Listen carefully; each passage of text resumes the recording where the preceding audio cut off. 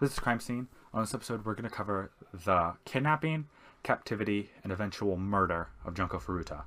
Junko Furuta was a 17-year-old Japanese girl born in Masato, Satama Prefect. She attended Yashio Minami High School. She was popular and attractive, many classmates hating her because of it. She was also disliked by many of her peers because she avoided alcohol and drugs.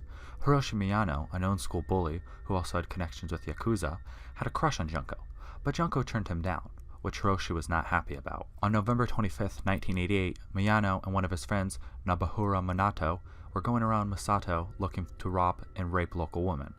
At 8:30 p.m., they saw Junko riding her bike home from her part-time job. Minato ran up to Junko and kicked her off her bike, then ran away. Miyano, pretending to be a helping hand, helped Junko up and offered to walk her home. Junko accepted. Miyano led her to a nearby warehouse where he raped her and threatened to kill her. He then took her to a hotel where he raped her again. Miyano then called up his friend Yo Ogura and Yasushi Watanabe and bragged to them about the rape. Ogura asked Miyano to keep Junko so they could all have a churn. Miyano then took Junko to a park where Minato, Ogura, and Watanabe were waiting. They told her that they knew where she lived after they found a notebook in her backpack, and that if she tried to escape, they would kill her family. They then brought Junko to Minato's parents' house, where she was raped again. On November 27th, Junko's parents contacted the police about her disappearance, but the kidnappers forced her to call her parents and tell them that she had run away and was staying with a friend, and tell them to stop the police investigation into her disappearance. When Minato's parents were around, she pretended to be one of the kidnappers' girlfriends, but this was eventually dropped when they realized his parents would not report them to the police. Minato's parents and brother said they did not intervene because of Miyano's Yakuza connections, and because Minato had become increasingly violent towards them. Junko was held captive at Minato's for 40 days. During this time, they abused her, tortured her, and raped her over 400 times. Miyano inviting some of his friends over to join in. During Junko's captivity, around 100 people knew what was happening, but either did nothing or participated in it. During her captivity, they beat her, starved her, hung her from the ceiling and used her as a punching bag, dropped barbells on her stomach, forced her to eat live cockroaches and drink her own urine, and forced her to masturbate in front of them. They inserted objects such as a still-lit light bulb, scissors, and fireworks into her vagina and anus. They burned her vagina and clitoris with cigarettes and lighters, and burned her eyelids with hot wax. They tore off her left nipple with pliers and pierced her breasts with sewing needles. They also made her sleep on the balcony in freezing weather, or in a freezer. Koichi Ihara, one of Miyano's friends, was allegedly bullied into raping Junko, after which he went home and told his brother, in which his brother told his parents, who called the police. 2 officers were dispatched to Minato's house, where they were told there was no girl in the house and they were free to look around. They declined, believing an offer to look around was proof enough that there was no girl. Due to this, they received backlash from the community, believing had they looked, Junko could have recovered from her injuries and survived. Due to failing to follow procedure, both officers were fired. Good. Yeah. That's kind of messed up to say because they didn't lose their jobs, but they did not follow procedures, so they should not have been cops because they weren't protecting the civilians. In the beginning of December, Junko tried to call the police, but was caught by Miyano before she could say anything. When the police called back, Miyano told him it was a mistake. As punishment for this, they doused her legs and feet in lighter fluid and set them on fire, also shoving a large bottle up her anus, which caused severe bleeding, causing her to go into convulsions. They thought she was faking a seizure, so they set her on fire again. Though she survived these injuries, she on multiple occasions begged for them to kill her and just get it over with. One of the kidnappers reportedly said that her hands and legs were so badly damaged, it took her over an hour to drag herself down the stairs to use the bathroom.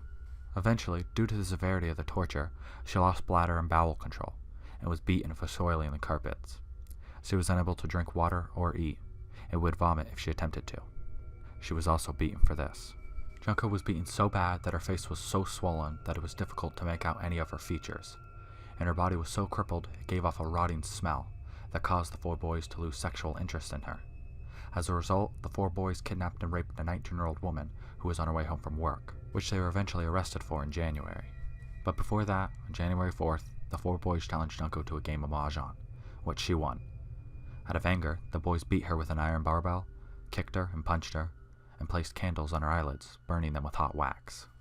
They made her stand up and hit her feet with a swinging stick, which caused her to fall on a stereo and go into a fit of convulsions. She bled profusely, and pus oozed from her infected burns. The 4 boys covered their hands with plastic bags and continued to beat her and drop an exercise ball on her stomach multiple times. They then poured lighter fluid on her arms, thighs, stomach, and face, and set her on fire. Junko attempted to put out the fire, but eventually became unresponsive. The attack reportedly lasted 2 hours. Junko eventually died from her wounds. Less than 24 hours later, Minato's brother called to tell them that Junko appeared to be dead. They were afraid of being caught for murder, so they wrapped her in blankets, shoved her into a travel bag, put her in a 55-gallon drum, and filled it with wet concrete. Around 8 p.m., they disposed of the drum in Koto, Tokyo. On January 23, 1989, Miyano and Ogura were arrested for the gang rape of the 19-year-old woman they had kidnapped in December. On March 29th, 2 police officers interrogated them because the woman's underwear was found at their address.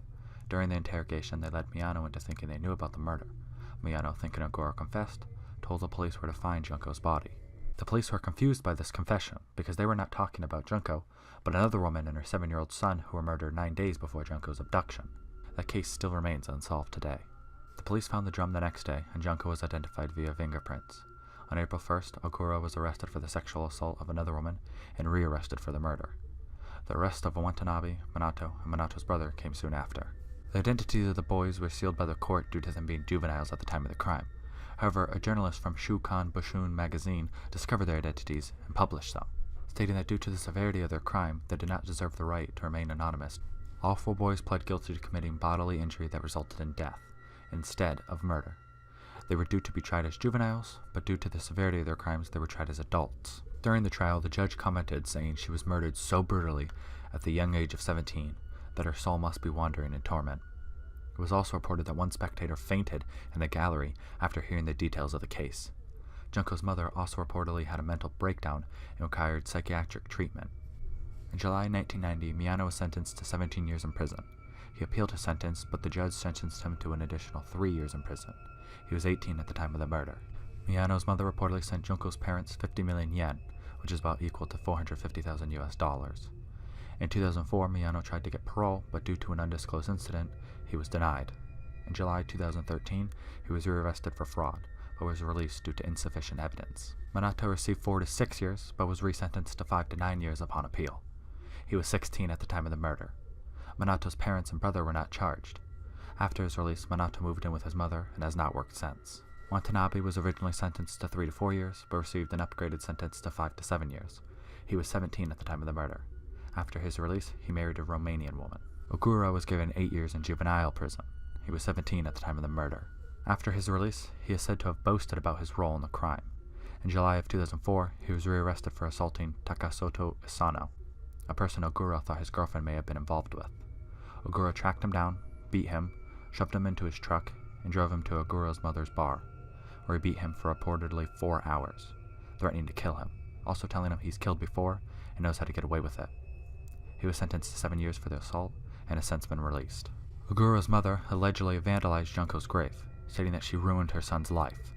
It is also reported that Ogura had run through his father's savings, buying luxury goods, money originally meant for Junko's family.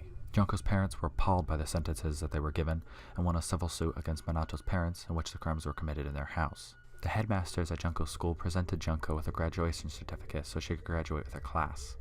Junko's part-time employer presented her parents with Junko's outfit that she would have worn as a full-time employee. The uniform was placed in her coffin. But at least the positive was she still got to graduate with her class, and she got her uniform placed in her coffin, which that's really nice too. They still treated her with respect when they at her funeral, and it was really nice. There was a lot and of then the mom just defiled her grave. Yeah, that's what makes it worse. That's yeah, I know that was also still was just like it just was like still never ending.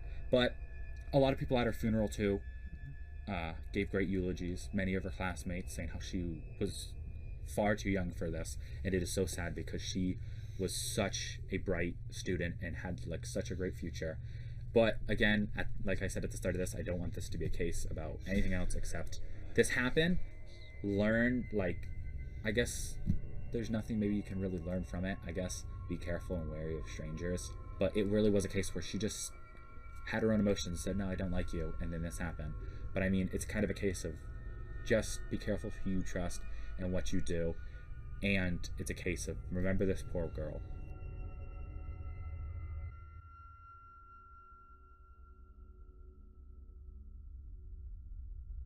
Now this is a part of the episode where I want to try and help find a missing person. Today we're going to look into the case of Oscar Campos, who has been missing since April 19th, 2008. He went missing in Antioch, Tennessee. He was born January 18th, 1992. He'd be age 26 right now. He has brown eyes and black hair. He's 5'6" and 140 pounds. His left ear is pierced. He was last seen at his residence wearing a light blue shirt, black jeans, and his hair styled in a purple mohawk. If you have any information, contact the Metropolitan Nashville Police Department, 1615-862-8600, or the National Center for Missing and Exploited Children at 1-800-THE-LOST, or 1-800-843-5678.